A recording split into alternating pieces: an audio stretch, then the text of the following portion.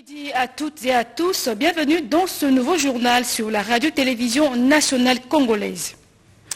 Le chef de l'État, Félix-Antoine Tshisekedi Tshilombo, s'est entretenu hier avec une délégation des experts des forces spéciales américaines, conduite par l'ambassadeur des États-Unis à Kinshasa. Au menu, le déploiement de ces forces spéciales dans les deux provinces de l'Est de la République démocratique du Congo en état de siège pour une mission qui s'inscrit dans le cadre du partenariat privilégié entre les États-Unis et la République démocratique du Congo. C'est un reportage signé Pierre Somouissa.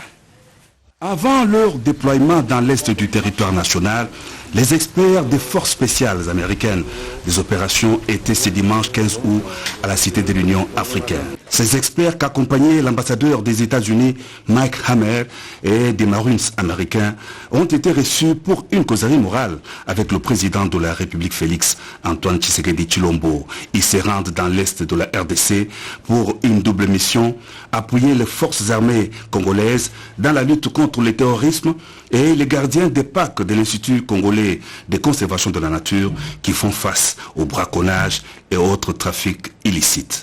On vient avec un groupe d'experts de notre force spéciale qui sont ici, arrivés en RDC, pour faire une analyse de les planifications et la capacité de les FARDC pour faire la guerre contre les terroristes qui sont à l'est du pays. Je parle des ADF. Et dans cette visite, l'équipe aura l'opportunité d'échanger avec les FARDC et aussi ils iront à les parcs Virunga et Garamba pour voir et faire de l'analyse du travail des Rangers, que c'est très important aussi pour mettre fin à toutes sortes d'activités illégales qui se passent dans les parcs. Et c'est le montre de notre partenariat pour faire avancer la paix, spécialement à l'est du pays. La mission des experts militaires des forces spéciales américaines s'inscrit dans le cadre du partenariat privilégié pour la paix, la prospérité et la préservation de l'environnement entre les États-Unis d'Amérique et la République démocratique du Congo. La vice-ministre de la Défense, Séraphine Toulougou, et le chef d'état-major général des FARDC, le général d'armée Célestin Mbala, ont pris part à cette rencontre. Le chef du gouvernement Jean-Michel Sama Lukonde Kyenge a déployé une série d'activités qui se résument dans ce qu'on sait que nous propose Pati Tondouangou et Marcel Mobinga. L'organisation de la riposte contre la Covid-19 dans la ville-province Kinshasa et les 10 projets des sénateurs sur la transformation de la capitale de la République démocratique du Congo sont les leitmotifs du face-à-face Premier ministre caucus des élus de Kinshasa. Conduit par les sénateurs Didier Molucho, ce caucus a évoqué avec Jean-Michel Sama Lukonde Kyenge les problèmes liés au développement de la ville-province Kinshasa dans tous les secteurs en tant que siège des institutions de la République démocratique du Congo.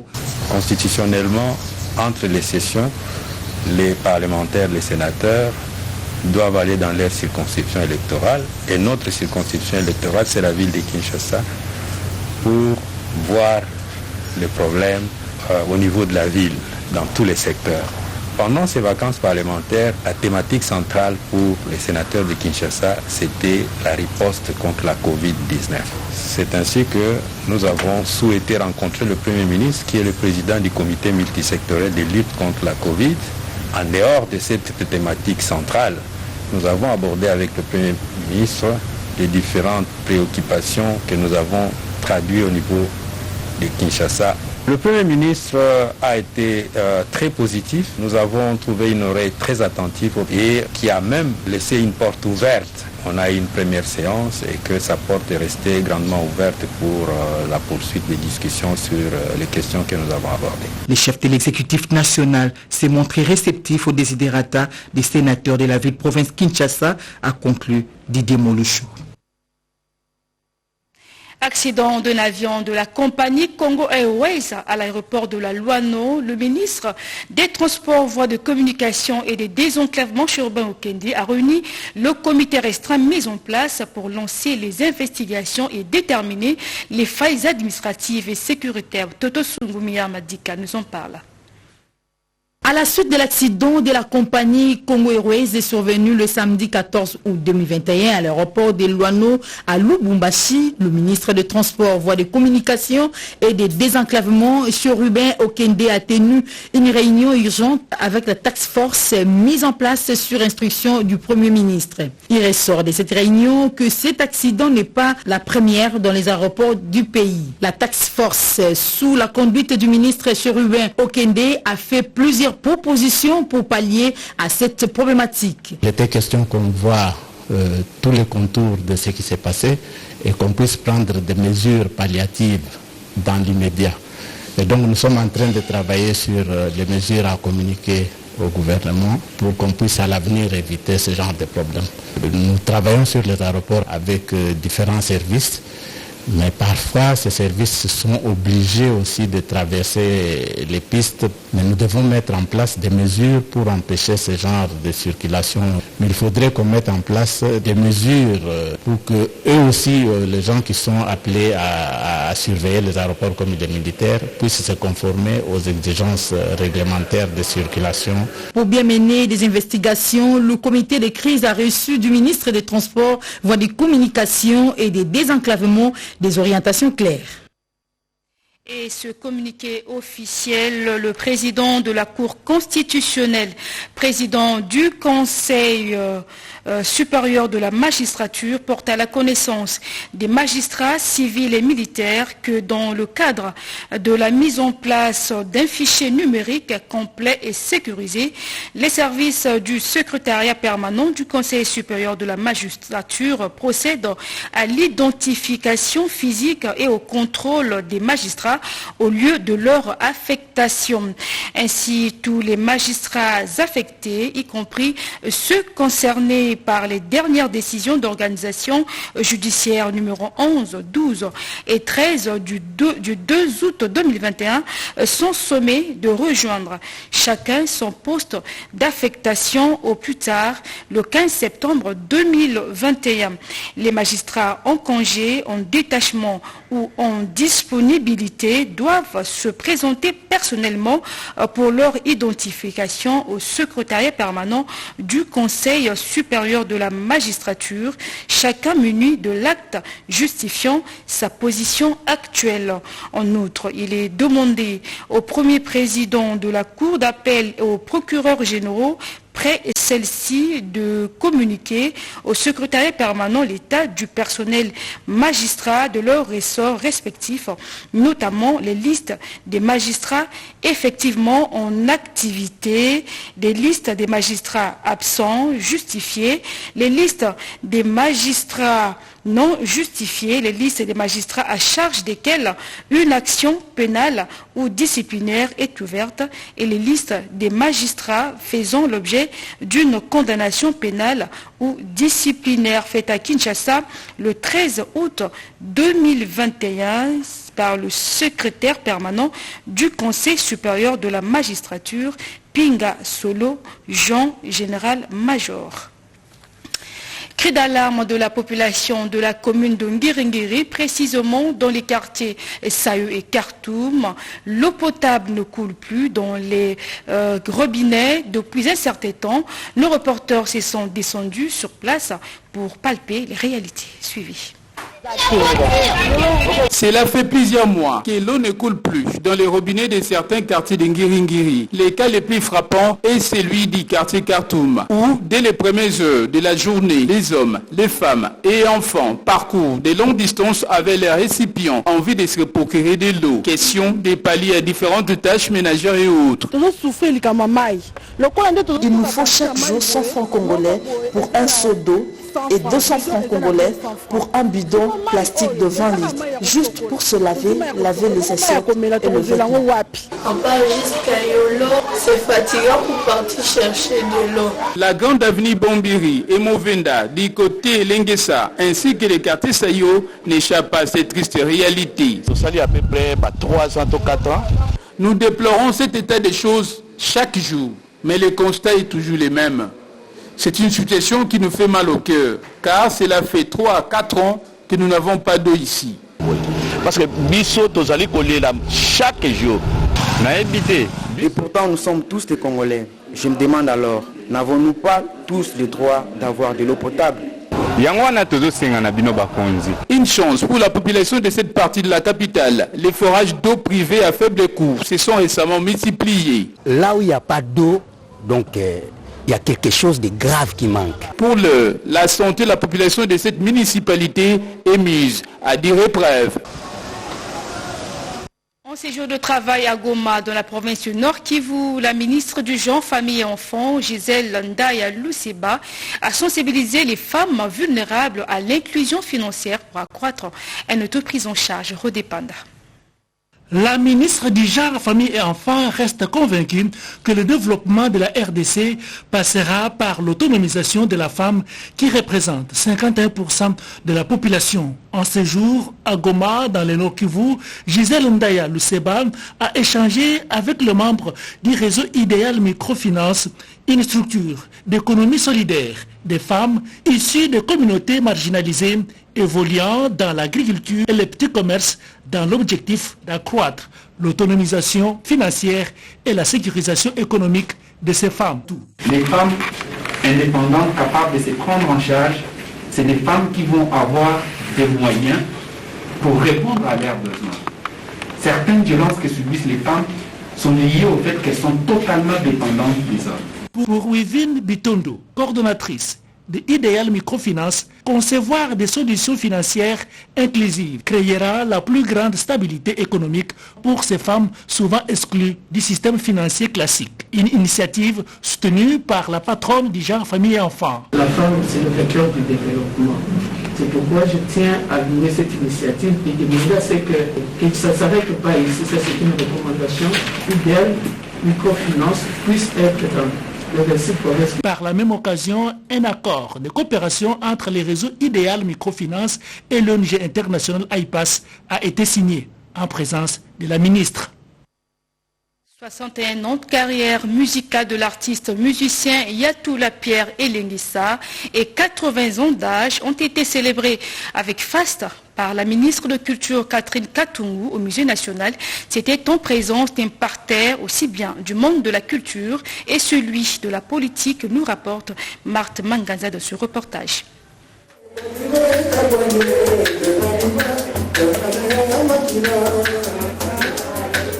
Désormais patrimoine national du ministère de la Culture et des Arts, celui que de très nombreux mélomanes ont connu sous les sobriquets de Petit Pierre de l'African Jazz du Grand Calais, Kabasele Chamala, aux côtés de qui il a joué entre autres Indépendance Tcha-Tcha, Pierre Yatoula Elengissa, parce que c'est de lui qu'il s'agit, l'est devenu par la volonté de Madame la ministre de la Culture, Catherine Katungu.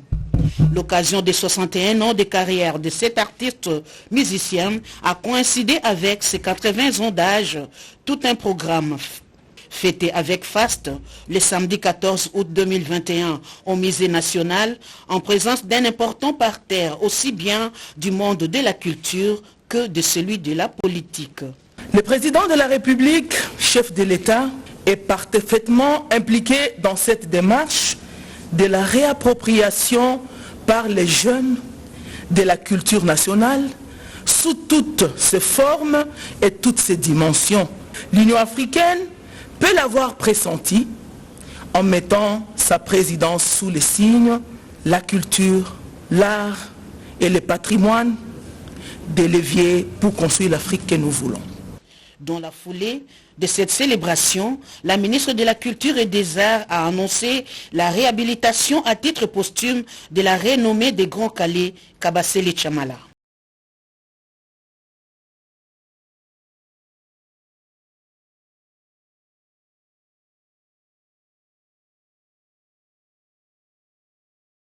Les innovations et la création des emplois de la jeunesse congolaise au cœur des échanges entre la directrice générale du programme des Nations Unies pour le développement PNUD avec une délégation des jeunes conduite par l'artiste congolais Innocent Palumbi. Reportage. De réflexion et de conscientisation de jeunes Congolais de Kinshasa et ceux de la province sur la prise en charge dans plusieurs domaines de la vie pour la directrice régionale du bureau PNUD en Afrique. La jeunesse d'aujourd'hui doit innover, l'a dit Aouna Aziakona au cours d'une matinée d'échange à l'occasion de la journée internationale de la jeunesse dans la Sainte du PNUD. Madame Aouna a rappelé à la jeunesse que son destin se trouve dans ses mains pour un avenir meilleur. Il faut donc aimer son pays qui a des potentialités immenses. L'apport de la jeunesse est donc importante pour le développement de la nation, a-t-elle renchéri. À cette occasion, l'invité spécial de la journée, l'artiste musicien Innocent Baloumé, a donné les sages conseils aux jeunes. Que nous sommes capables de faire quelque chose, nous devons juste aimer notre pays et se rendre compte que les solutions ne viendront pas de l'extérieur. Nous pouvons avoir de l'aide, mais nous devons tout commencer à partir d'ici parce que nous sommes forts, intelligents et nous avons aussi des pouvoirs. Donc il faut croire en nous.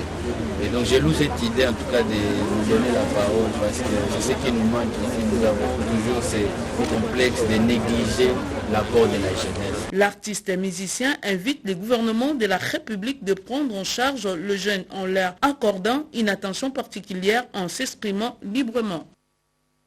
Après la ville de Kinshasa, c'est le tour de la province du Kwilu qui tient à se débarrasser de ces inciviques dénommés Kuluna. Un bon nombre de ces éléments criminels arrêtés par la police nationale congolaise vont rejoindre la cité de Kanyama-Kasese dans la province du Olomami et c'est le gouverneur de cette province, Willy Etundala, qui a ordonné ce transfert. C'est un reportage de nos confrères de la RTNC Kwilu. Dans les soucis d'éradiquer la criminalité urbaine à Bandundu-Ville, chef-lieu de la province du Kwilu, afin de sauvegarder son statut de ville pacifique, oasis de paix, où il fait beau vivre, l'un des objectifs du gouvernement provincial, le gouverneur du Kwilu, Willy Etundala Hassan, a assisté à la cérémonie de transfert vers Kanyama-Kasese via Kinshasa, des bandits communément appelés Kuluna, qui sèment désolation dans le chef-lieu de la province, précisément au quartier Ibolé, dans la commune de Dissassi.